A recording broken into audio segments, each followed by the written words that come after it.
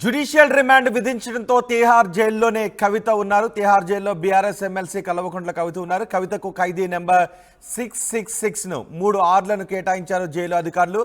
వచ్చే నెల 9వ తారీఖు వరకు జైల్లోనే ఉండనున్నారు కవిత. జైల్లో మొదటి రోజు రాత్రి కవిత నిద్రపోలేదు అని తెలుస్తోంది. ఇంటి నుంచి భోజనం పంపించినప్పటికీ కూడా ఆమె సరిగా భోజనం కూడా చేయలేదు అని జైలు అధికారులు చెప్తున్నారు. పుస్తకాలు ఉన్నప్పటికీ కాసేపు వాటిని చూడటం మళ్ళీ ఆలోచనలోకి వెళ్ళిపోతున్నట్టుగా తెలుస్తోంది.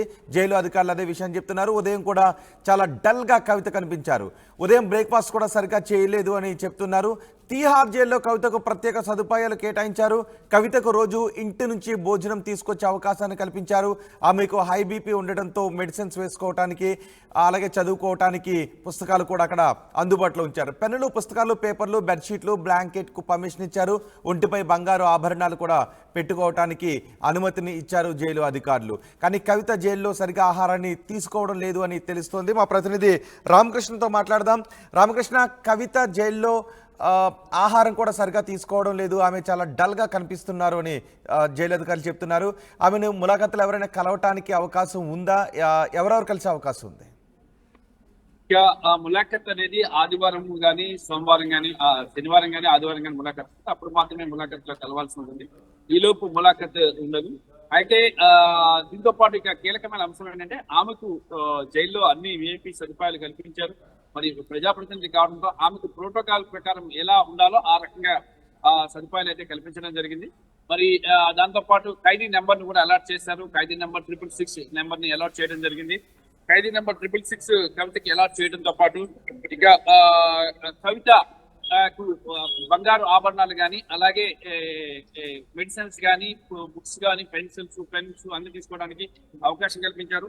ఇంటి నుంచే ఫుడ్ తీసుకోవడానికి అవకాశం కల్పించారు.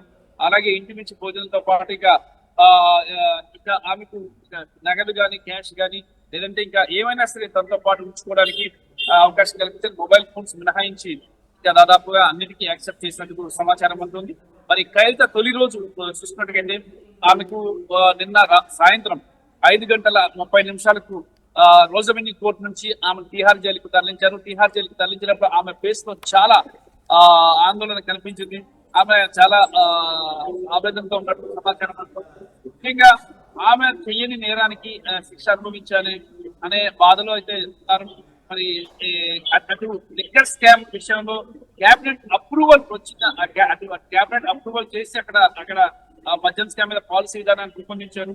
మరి కవితకైతే ఈ లిక్కర్ స్కామ్ తో ఎలాంటి సంబంధం లేనప్పటికీ రాజకీయ పరమైన కుట్ర అనేది ఇందులో ఇమిడి ఉందని చెప్పేసి ఆమె స్పష్టంగా చెప్తున్నారు. ఈ కుట్ర నేపథ్యంలోనే తనని విప్పించారని చెప్పేసి కూడా ఆమె చెప్తున్నారు. దాంతో ఆమె కొంత విషాదంగా ఉన్నారు. దాంతో పాటు ఇక ఆమెను జైలుకి తీసుకెళ్లేటప్పుడు కూడా అందరి ఖైదీలకు తీసుకెళ్లేటువంటి వ్యాన్లోనే ప్రత్యేకమైన వ్యాన్లో ఆమె తీసుకెళ్లడం జరిగింది. ఇక ప్రజాప్రతినిధి కాబట్టి ప్రత్యేకమైన వ్యాన్లో తీసుకెళ్లారు. మామూలుగా అయితే అందరి ఖైదీలతో పాటు కలిపి తీసుకెళ్తారు. ఈమెకి ప్రోటోకాల్ ఉంది, మహిళ, ఇవన్నిటి నేపథ్యంలో ఒక ప్రత్యేకమైన వ్యాన్ లో ఒక సబ్ ఇన్స్పెక్టర్, మహిళా సబ్ ఇన్స్పెక్టర్, ఒక గన్మ్యాన్, దాంతో పాటు మరి కొంతమంది పోలీస్ అధికారులు, ఒక ఎస్కార్ట్ వెహికల్స్, ఇవన్నీ కూడా ఉన్నాయి. వీటన్నింటి భద్రత మధ్య కవిత తరలించడం జరిగింది. కవితకు లోపల విఐపి ఫెసిలిటీస్, అంటే ఒక ప్రజాప్రతినిధికి వాసిన అన్ని ఫెసిలిటీస్ ఇస్తున్నారు.